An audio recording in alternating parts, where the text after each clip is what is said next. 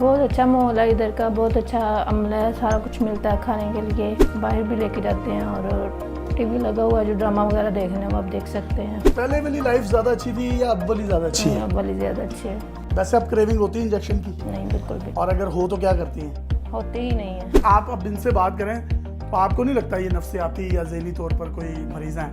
ये बिल्कुल एक सेहतमंद ज़िंदगी में वापस आ चुकी हैं और ये सारा का सारा क्रेडिट जो है ये मैं ये समझता हूँ सुमेरा भट्टी साहिबा आपका है और आपके इदारे का है। अस्सलाम वालेकुम जी, मेरे साथ मौजूद हैं सुमेरा भट्टी साहिबा जो कि एक बड़ा ज़बरदस्त इदारा चला रही हैं the new life rehab centre के नाम से। ख़वातीन के लिए बनने वाला इस्लामाबाद का एक वाहिद एक ऐसा इदारा है जहाँ पर वो तमाम ख़वातीन जो किसी ना किसी एडिक्शन में मुब्तला हैं, नशे में मुब्तला हैं, उसकी वजह से वो अपनी शादीशुदा ज़िंदगी को तबाह कर लेती हैं, अपने बच्चों के साथ जो है उनका एक सोशल गैप आ जाता है। इनके पास पिछले 10 सालों में तकरीबन पूरी दुनिया से यूरोप, यूके, यूएसए और जितने भी तरक्की याफ्ता ममालिक हैं वहाँ से ख़वातीन आती हैं, ये उनका इलाज करती हैं। ये क्लिनिकल साइकोलॉजिस्ट भी है। इस्लामाबाद में इनके 3 इदारे काम कर रहे हैं, 2 मेल्स के लिए और एक जो है वो फीमेल के लिए, जिस जगह पर मैं यहाँ पर मौजूद हूँ। इस सेंटर में मौजूद मुख्तलिफ लोगों से उनके इंटरव्यूज भी करवाएंगे। उनका इलाज मुकम्मल राजदारी के साथ किया जाता है। उनके लिए बाहर जो है आउटिंग का एहतमाम किया जाता है, उनको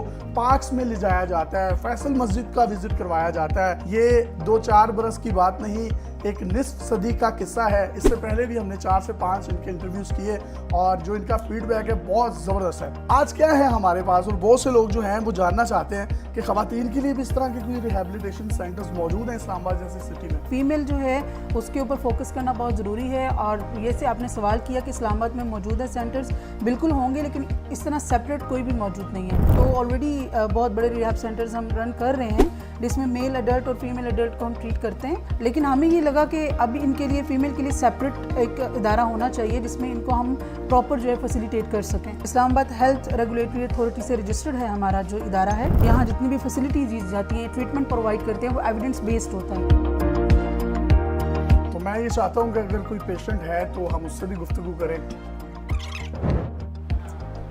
ये हमारे पेशेंट्स का रूम है। ये तो बिल्कुल आपने घर जैसा माहौल दिया हुआ है। जी, पूरी कोशिश की है हमने कि घर जैसा माहौल दिया जाए। ये जो आप पेशेंट देख रहे हैं अपनी स्क्रीन पर, इनका चेहरा ब्लर किया गया है। इनकी टांग जो है वो कट चुकी है और ये इंजेक्शंस लगाती थी अपने आप को, मतलब एक रिलीफ लेने के लिए या एक वो सुरूर में रहने के लिए। वो वक्ती तौर पर तो आपको रिलीफ मिलता है, लेकिन जब उसका असर ज़ाइल होता है या ख़त्म होता है तो उसके बाद आपको उसकी क्रेविंग होती है और वो चीज़ अगर आपको नहीं मिलती इन फॉर्म ऑफ एडिक्शन, नशा, इंजेक्शन, तो उसके बाद फिर आप चिड़चिड़े हो जाते हो, आप लोगों से लड़ते हो, आप अपने इन्वायरमेंट को, फैमिली इन्वायरमेंट को ख़राब करते हो। लेकिन अब ये यहाँ पर मौजूद हैं। आप ये देखिए, इनके लिए state of the art air condition room है और बाकायदा तौर पर टेलीविज़न लगा हुआ है और अगर कोई एंटरटेनमेंट इनको चाहिए, कोई ड्रामा देखना है, फिल्म देखनी है, ये वो देख सकती हैं। घर जैसा बिल्कुल माहौल है, फ्रिज पड़ा हुआ है, साथ अटैच वॉशरूम है और इसी के साथ साथ इनकी काउंसलिंग के लिए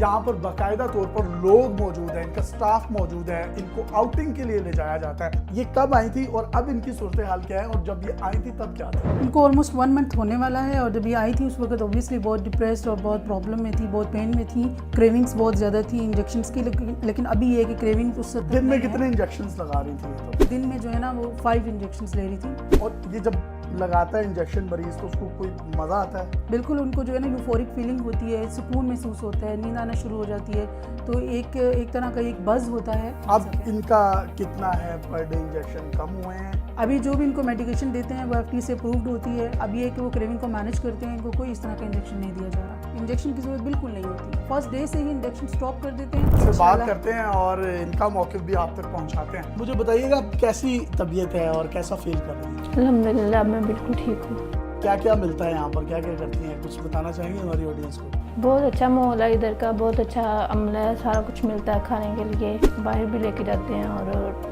टीवी लगा हुआ है, जो ड्रामा वगैरह देखने हैं वो आप देख सकते हैं। पहले वाली लाइफ ज़्यादा अच्छी थी या अब वाली ज़्यादा अच्छी है? अब वाली ज़्यादा अच्छी है। वैसे अब क्रेविंग होती है इंजेक्शन की? नहीं, बिल्कुल भी और अगर हो तो क्या करती हैं? होती ही नहीं है। आप अब इनसे बात करें तो आपको नहीं लगता ये नफ्सियाती या ज़हनी तौर पर कोई मरीज़ हैं?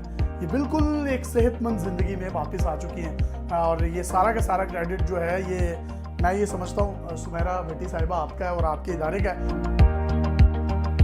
नशे का जो मरीज होता है उसका इलाज कितनी देर में मुमकिन होता है और कब तक वो लाइफ में वापस आ जाता है, उसका क्राइटेरिया क्या होता है? नशे का जो इलाज है वो कम्प्रीहेंसिव ट्रीटमेंट है, जिसमें आप मेडिकेशन और साइकोथेरेपी से इलाज करते हैं और इसका दौरानिया जो है वो 3 मंथ्स होता है minimum, and I think 6 month required होते हैं कि आप अपनी नॉर्मल लाइफ में वापस वही एक्टिविटीज़ जो हैं जो आप भूल चुके होते हैं ड्रग्स की वजह से, उन्हीं में वापस जाते हैं। पेशेंट टू पेशेंट वेरी करता है और पेशेंट टू पेशेंट वेरी करता है, उनकी विल पावर भी मैटर करती है, पेशेंट टू पेशेंट वेरी करता है और दूसरा ये भी डिपेंड करता है कि उनका प्रॉब्लम और केस कितना स्वेयर है। इसी के साथ साथ जो पेशेंट की डेली रूटीन है वो भी मैं आप लोगों के साथ शेयर करती चलूँ। जैसे सुबह उठते हैं उनको मेडिकेशन देते हैं, मेडिकेशन से पहले उनका ब्रेकफास्ट होता है, फिर जो है उनकी क्लासेस स्टार्ट हो जाती हैं, इंडिविजुअल सेशंस होते हैं, ग्रुप थेरेपी होती है, टीवी टाइम होता है और आउटडोर जो है इंडोर एक्टिविटीज़ गेम्स होती हैं, वॉकिंग होती है एंड रात को उनकी मेडिकेशन होती है, मेडिकेशन के बाद TV time and then sleep. कौन कौन सी ड्रग्स हैं जिनका आप स्पेसिफिकली यहाँ पर इलाज कर रहे हैं? चाहे कोई भी इंजेक्शन हैं, कोई रिक्रिएशनल ड्रग्स हैं, पिल्स हैं,